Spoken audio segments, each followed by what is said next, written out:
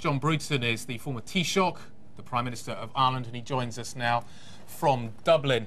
Mr. Bruton, it's an interesting dilemma that Ireland faces, and certainly a lot of attention is being paid to this vote.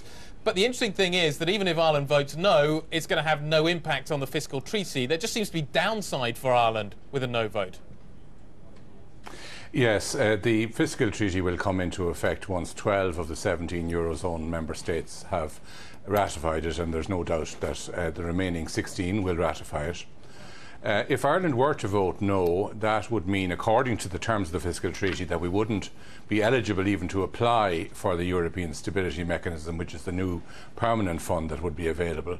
And that absence of that choice, I think, would have an immediate effect on interest rates on lending to not only the Irish government but also to large Irish businesses, which would have a dampening effect on jobs. So I think we would feel the effect in the jobs market of a no vote, a negative effect, quite quickly. And then there's also the fact that if Ireland votes no, that may send a message to Greece, which could lead to the growth in support, further growth in support for the anti-bailout parties in Greece, which could lead then to a Greek exit from the euro, which could lead to a whole series of knock-on damage within the eurozone. So I think Ireland doesn't want, I think, in its own interest, to put itself in that position by voting no, and should therefore vote yes. If Ireland, though, votes no, does it mean that it also needs to, at the end of the day, leave the eurozone?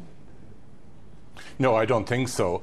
In fact, it's not legal for a country to leave the Eurozone. People talk very freely about Greece leaving the Eurozone, and I mentioned the possibility myself a moment ago, but the mechanisms for a country to leave the Eurozone are not very clear. What could happen would be that the European Central Bank would stop supporting the Greek banks because it didn't think that the collateral that the Greek banks were offering was adequate. That could lead to an immediate collapse in the Greek banking system, which would have disastrous effects for the Greek population. But in and of itself, that doesn't mean that Greece leaves the euro. It just becomes more expensive for it to stay in the euro because its debts would still be in euros, but its earning power to be able to repay those debts would have been reduced by the collapse of its banking system induced by a rejection of the bailout. So it's something of that. It's quite a complex sequence that could occur. But essentially it has to leave the euro. If it can't finance itself, then at some point, even if it is illegal, I'm sure that they'll allow it to leave the euro because the situation is just completely unsustainable. Well, nobody has said that officially. It's possible, but of course leaving the euro doesn't solve anything. I mean, the debts still exist in euros, and if one sets up a new currency, it probably will be worth, not 1 for 1, but maybe 50% of what the previous euro was worth, which would mean that you'd have to pay twice in terms of your own currency to repay a debt that was denominated in euros. So that isn't a particularly appetizing situation unless one is going to walk away from one's debts altogether. But if one does that, the whole banking system in not just Europe but the world is at risk. Yeah, and I think they would be unheard of to actually do that, but entirely possible for a Eurozone country to simply say, we won't pay this, and I think that's the debate. Mr. Bruton, can I talk to you about the situation in Ireland more specifically? Do you think that the Debt Management Office is getting close to being able to issue new debt for Ireland? The mood amongst investors has improved.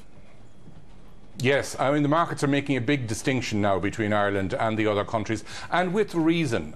Unit labour costs have fallen in Ireland more.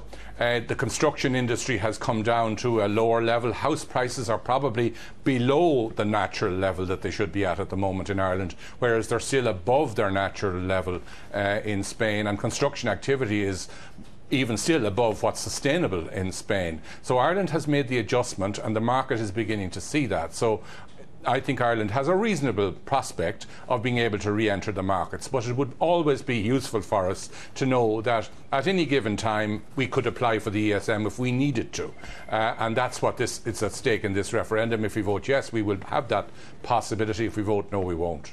And if Ireland can't access the ESM, does it also mean that possibly you could look at defaulting?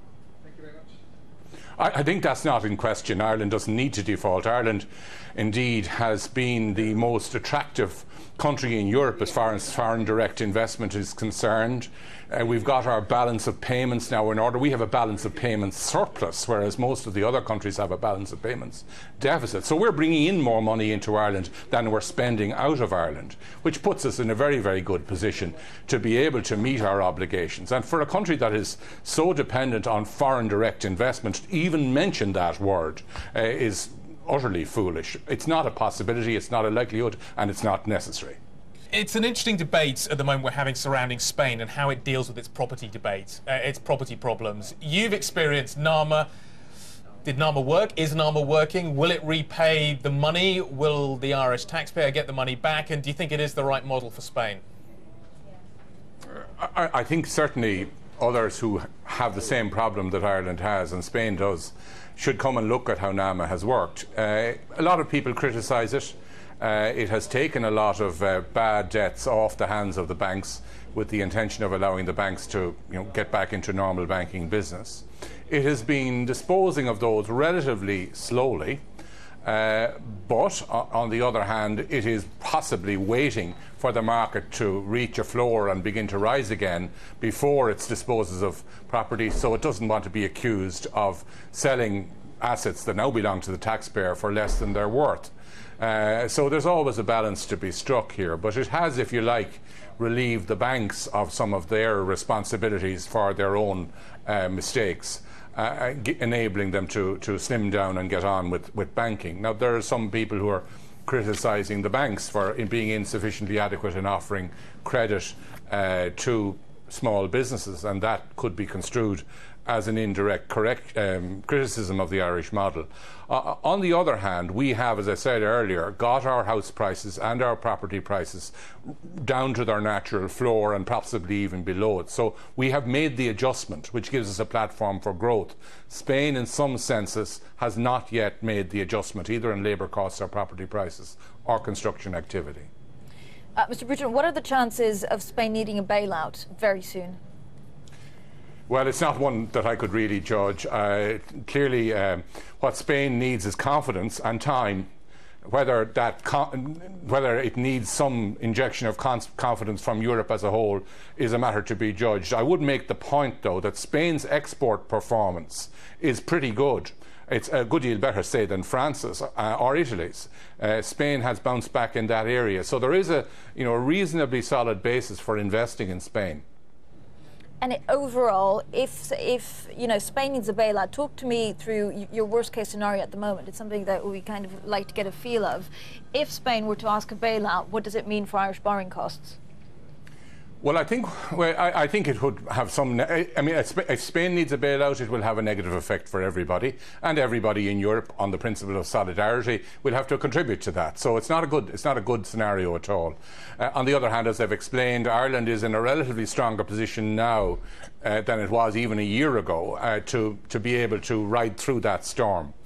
I believe that the fundamentals of the Spanish economy are good. The labour market reorganisation that they've undertaken in the last few months is going to make Spain a much more dynamic economy 2 to 3 years from now.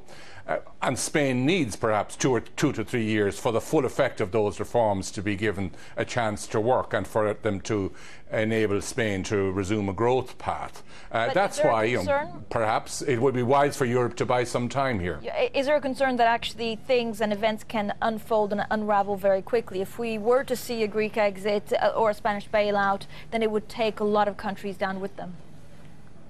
I think the very important thing now is for all of the European authorities to speak with one voice, for the member states to speak with the same voice as the European Central Bank, as the European Commission, as the Council of Eurozone Ministers, that everybody should have the same message. It should be a message that gives confidence, gives a sense to people that there is a safety net either in place or ready to be put in place, so that people can proceed to deal in a rational and deliberate way with genuine problems rather than find themselves in a panic which no one can control. Mr. Bruton, just finally, if assuming that Ireland votes yes in this referendum, do you think it would vote yes to ceding full taxation control to Brussels. Do you think that the No. Irish would be happy to do that? No, they won't. They won't Okay. do that. But that doesn't arise. There you was don't an think- attempt in the early phase of the negotiation of the fiscal compact to make some provision in regard to a harmonisation of corporate taxation. That was rejected. It's not there. It's not part of the package. In fact, Ireland has made it very clear that it would not support that. And it's only something that could be introduced under EU law by unanimity, and there will not be unanimity. Ireland would not be alone in opposing any proposal to standardise corporation tax or other taxes in Europe. So a full union would not be possible. You haven't got uniform tax rates in the states Yeah. of the United States. You have some states in the US have income tax, others don't. Some have. Some have different levels of property tax. It's quite normal, even in a mature federation that's existed for 200 years like the United States, for there to be variations in tax policy and for there to be competition. States in the southern part of the United States have been competing to get businesses to relocate there. That's perfectly normal. It's part of the efficiency that a federation can create. We must leave it there. John Bruton, thank you very much indeed.